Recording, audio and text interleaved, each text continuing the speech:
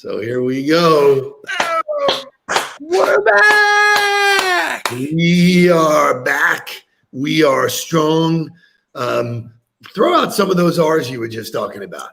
Refocused, re-energized, realigned. And that's what I talked about this morning in my post. But I think that's what halftime is really for, is you got to get your energy back, right? You just played a half. You have to do something to really recharge your batteries. But it's also about realigning with what you're trying to do and refocusing on the details and how to execute.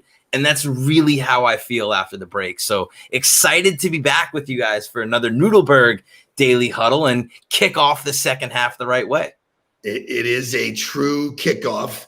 I do feel like we were in the locker room. You and I both took a very well-deserved pit stop, if you will. I'll show, there's some pictures we can show of yours. You might want to talk us through it. For sure. So my week was unbelievable. We started obviously by celebrating your birthday, which was a fantastic event. The boat was so great. It was such a quality day with just food and hanging out and stopping and chilling. And it was a really unbelievable time. Then we went down to the Ritz on Key Biscayne, got to spend some time, just the three of us. Had a great dinner down there at Costa Med, the way we always do. But that was really cool for Gabby and I to just spend some time together and watch Kai make new friends at the pool. But then if you look at that picture in the top left, that was the Thursday morning before we left. I got the opportunity to work out with Kason Beatty and Roberto Aguayo, who were both kids that I recruited to Florida State to be kickers and punters for us. Both have gone on to have professional careers. Both have gone on to be very successful outside of football.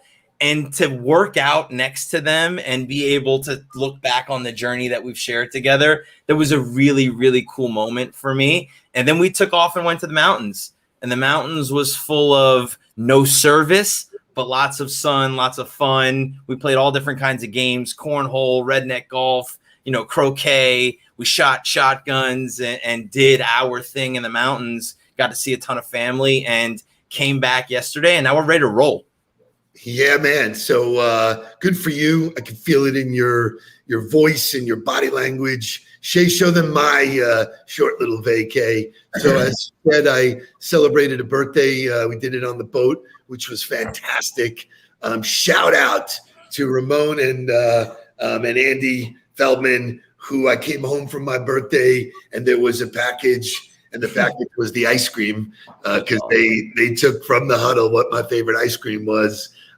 Got together Tuesday night with Howie Craw, just a guy's dinner, laughed. My commitment was that I would ride, run, get in the sun, and I did that.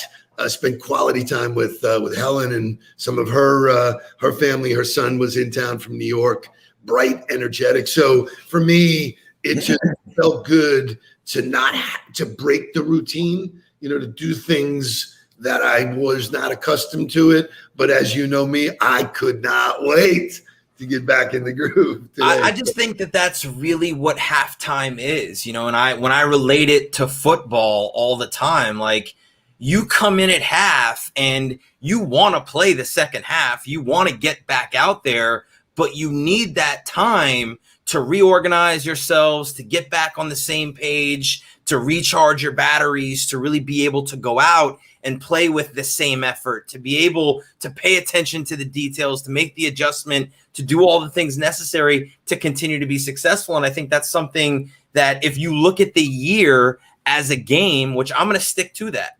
Like, to me, in my life, whether it's my professional career or my full life, I've played almost 35 full games at this point, but you can break down each year on how you did in the games. But that halfway point is a critical spot to take it away, sit down, and do things that recharge you, but also take a look at what you've been doing and refocus yourself on how you're going to hit your goals.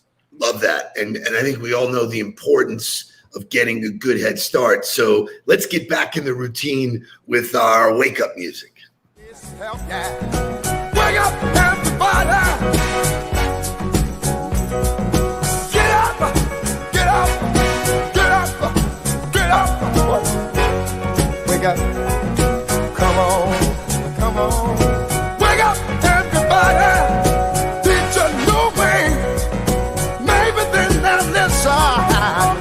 have to say. Wake up, everybody. No more sleeping in bed. No more back to thinking. Time for thinking ahead. Come on now.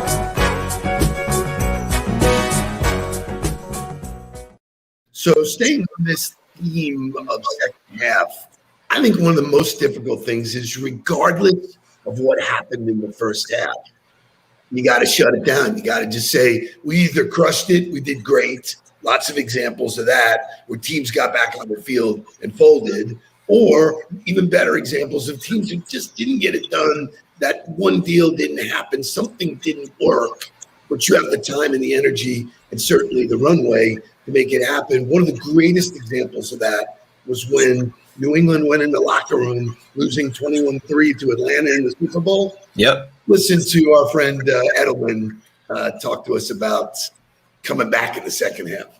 Then it's 28-3, 29-3. What the hell happened at halftime? What was said what was at said? halftime? What did they say? Take us inside the locker room. I'll take you inside. I'll Really, take you because inside. I want to know. It was, this game was a microcosm of our season. You know, there was a little adversity that we had to overcome, but guys stuck together. They were mentally tough, and our coaches said, "Hey, let's just play one game at a time, or one play at a time. One play at a time. We can't worry about things we can't control. Let's just worry about what we can control." And that's what we did. We had a You close always group felt of like guys. you were in it. Hey, let's just worry about what we can do. Let's worry about the one play we have on our plate right now, and let's go after it. Speaking about So, One play at a time. if you relate that to what goes on in the business life, be where your feet are. Be present. One day at a time. One day at a time. Do the things that you need to do. And so I love looking at examples of that where they didn't go, "Oh my God, we gotta hit it all in the first day. We got in there. Atlanta scored a touchdown right out of the gates." It's the problem with almost everybody is you are results driven and behavior oriented, or results focused and behavior oriented, instead of being behavior focused, results oriented, right? You want to focus on the behavior while aligning that behavior with the results, but everybody does it inversely. Everybody focuses on the results and then says, this is the behavior that has to lead to that, but all they're talking about are the results. So, what he's talking about, one play at a time, we're talking about one day at a time. Yep. And that's where, if you're really focused on getting better and you're really focused on overcoming or excelling in the second half, you can't look at it as, oh God, look at the deficit that I'm in order to hit my quota. What can I do today? I'm so excited because when you talk, you know where I'm going with this. It's about getting better. It's about, the little steps, but everybody needs to get fired up. And when we talk about halftime and coming out of the locker room, great halftime speeches are defining. This one's one of the best. You find out life's this game of inches. So is football. Because in either game, life or football, the margin for error is so small. I mean, one half a step too late or too early, and you don't quite make it. 1/2 second too slow, too fast, you don't quite catch it. The inches we need are everywhere around us. Hell yeah.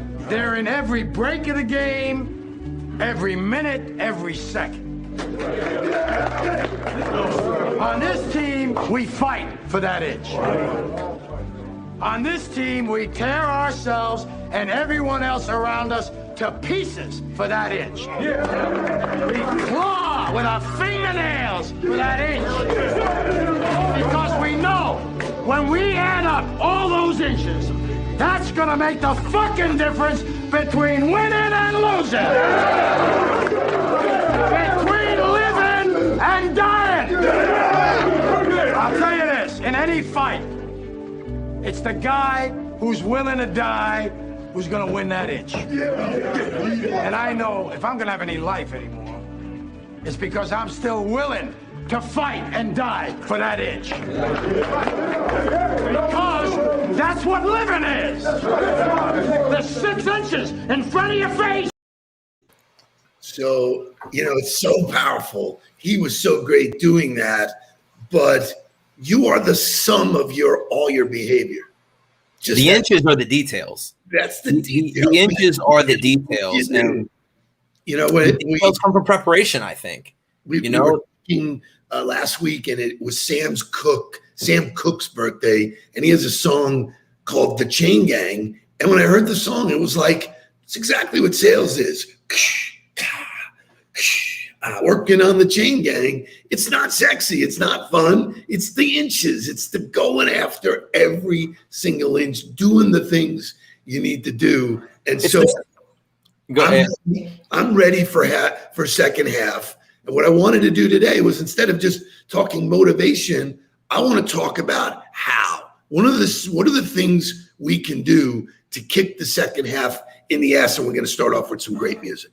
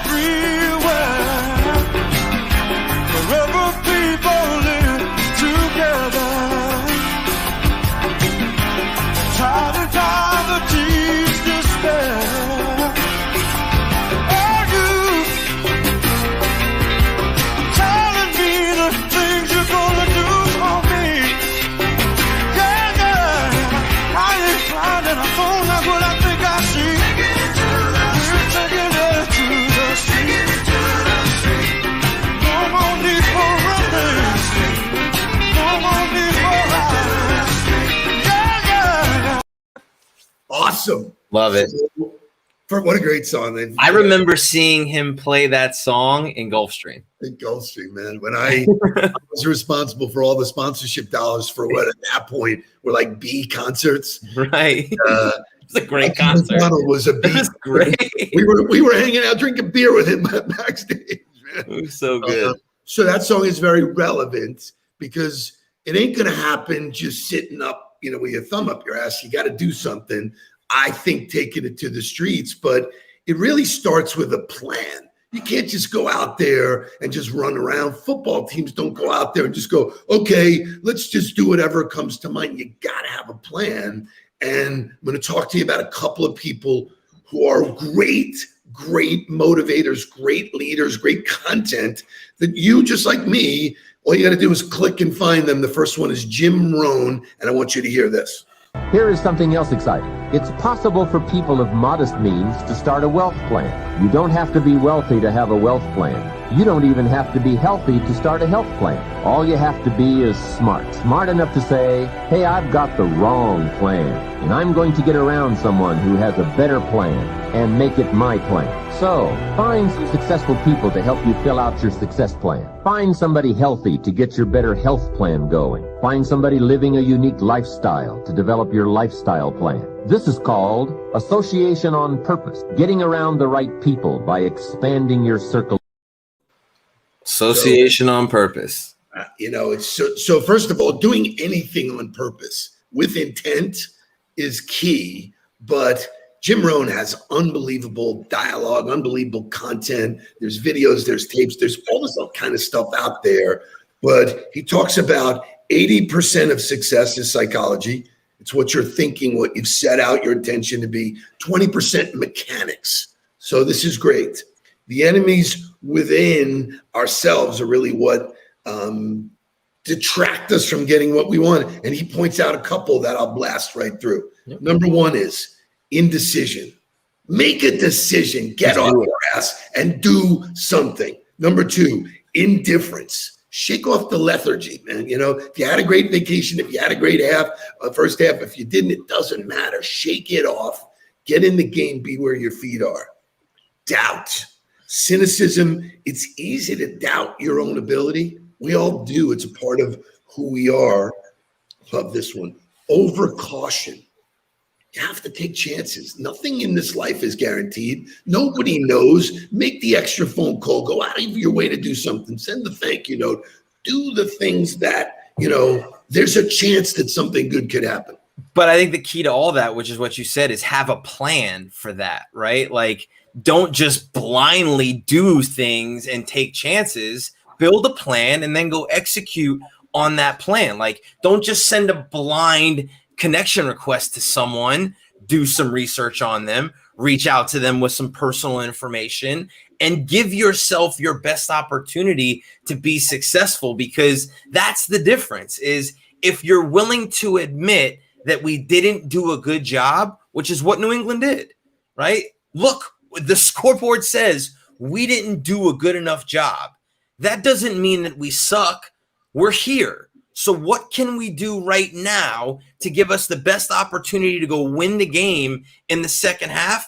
And all it is getting back to the fundamentals and making sure that you're doing the fundamentals with which somebody said it, and I don't remember who it was, but they said they believed, right. It didn't matter that they were losing. They weren't like, oh, well, there's no chance of us winning, so what's the point in us trying, right? Yeah, it was Evan. Evan said down 28-3 in the third quarter, and Edelman still believed. You have to believe, and you have to believe that it's worth doing, right? I'm going to do it because I don't know what's going to happen. And that's the reality, is that whatever the scenario is, I don't care if it's 1,000,000 to 1 chances. You don't know for sure what's going to happen at the end of it. So unless you try it and do it, you got you don't give yourself a chance. I love it. You know, and the comments that people are saying, you know, this is stuff is easy to talk about. The reality is the doing every day. My book was nothing more than my process of what I did every single day. Is not real sexy. Everybody wants the big silver bullet. Oh, if I do this, it's going to be massive results. No better example than LinkedIn. LinkedIn takes time. It's doing the same behaviors over and over. So Jim Rohn is amazing. He suggests we take a goal mindset and flip it to a growth mindset, to your point. 1% a day. So thank you, Jim, for that. We're going to switch to one of my favorites. If you do not know this author, this speaker, this coach, you should. His name is Robin Sharma, and I'm a guru. I love him. I've been following. I've read most of his books. As a matter of fact, I gave you one of his books, Mark, and it was one of your favorite books. The Saint, the Surfer, the CEO. Never forget it. Still have it. That was a time when you were confused, and that helped you. You know, so when Jim Rohn talks about getting around people that have a plan or are already doing it or that you admire, that's the most wonderful part of the social world that we live in, is you don't physically have to go sit down with Robin Sharma. All of his stuff is in tidbits away. And so I want to share his 5 rituals today. If you want to get better, write them down. If you want, I'll send them to you. Pin them up. Now, this doesn't mean you have to do these 5, but it's my plan and I love it. Number 1, you got to be an early riser. The way you begin each day sets the way you live. You know, so for me, getting up the time I get up, it works. Whatever it is, find out a way to work it for yourself. No excuses, I think, in that. No excuses. Like, you know, we have Kai. Kai is 5. He gets up early with us. We go to the gym still at 6 o'clock. He gets up at 5:30. I get him ready. We get out of the house. Took the puppy for a walk this morning at 5 o'clock so that I just adjusted the routine. What do I need to do in order to still accomplish all the things that I did and say the boy's name and he appears? But that's what it's about, is not making the excuse and making it easy for yourself to not do those things. Love it. Number 2, and we talk about this in game planning for football and game planning for life. got to manage the clock. Strategic time blocking, is so key in terms of how you schedule everything you do is how your effectiveness. We talked about it over and over. We have our time management module that we teach where we talk about Parkinson's law. We talk about, the Eisenhower matrix and how to prioritize. And then we talk about the system of time blocking and how to pull all those three things together in order to build a game plan for yourself in order to be able to manage your own time and take control of your time and attention. Sure. Number 3, and we're getting right to the end of it here, the ritual of over-delivering. Could be my favorite one of all. We're all accustomed to going to a restaurant or going to a place where service is okay, average. We'll even allow it to be less than average. If you show up and do more than you're asked for, right, you will stand alone. There's nobody doing it. You're the only one doing it. So I love, the fact that, consistently go the extra mile. There's not very many people that are there. Create the experience for people. That's exactly the experience. Right. What you're selling, it's how you're selling it. Number 4, really, really key, be a 60-minute student, meaning time block 1 hour every day to get better. Every day. Every single day. You have to be learning, and it's so easy. Like for me, I get a couple of different McKinsey newsletters delivered to me a day, and then I quickly look at the overview and I say, yep, this goes into my read later folder, or it doesn't, and it gets deleted. So I don't, while I'm going through my inbox, I don't read those things right then and there, but I know I'm sifting. And so that when my time comes up to be able to read and learn, I send it over there and I'm ready to go. Love it, love it, love it. And then number 5, and people might not get this, but it's private reflection. The antidote to busyness is reflection. Just stop. Smell the roses. You've heard that before. Spend some time in your own head. Be grateful. Be aware, how other people's lives may not be as great, as great as ours. The luxuries that we take for granted, all those kind of things. But all these things predict your success. If you guys want the file on this, as always, I'm happy to share it with you. We're bumping up right against, right on time. Right on time today. Perfect. I want to, today is Kevin Hart's birthday, and Kevin Hart has a quote that I wanted to share with everybody. Life is too short to worry about what others say about you. Have fun and give them something to talk about. And I can't think of a better way. That is an attitude. And I can't think of a better way to kickstart the second half is to do shit that people have something to say about you. So, Lori said, what would the Nudelbergs do? There is never a day that I'm not grateful for all of the comments, all of the support. So many people reached out. Like, I'm not getting alerts. What happened? Yeah, it was awesome. It was really great. It go anywhere. Are you guys not doing the show anymore? Like, what happened? We're here. We're committed, and we're going to continue to do things that give people something to talk about. So kick ass in the second half. Stay tuned, and let's get down to business. Please don't worry about me. I'm about to let my heart speak. My friends keep telling me to leave this. So let's get down to business. Let's get down to business. Give you one more night to get this.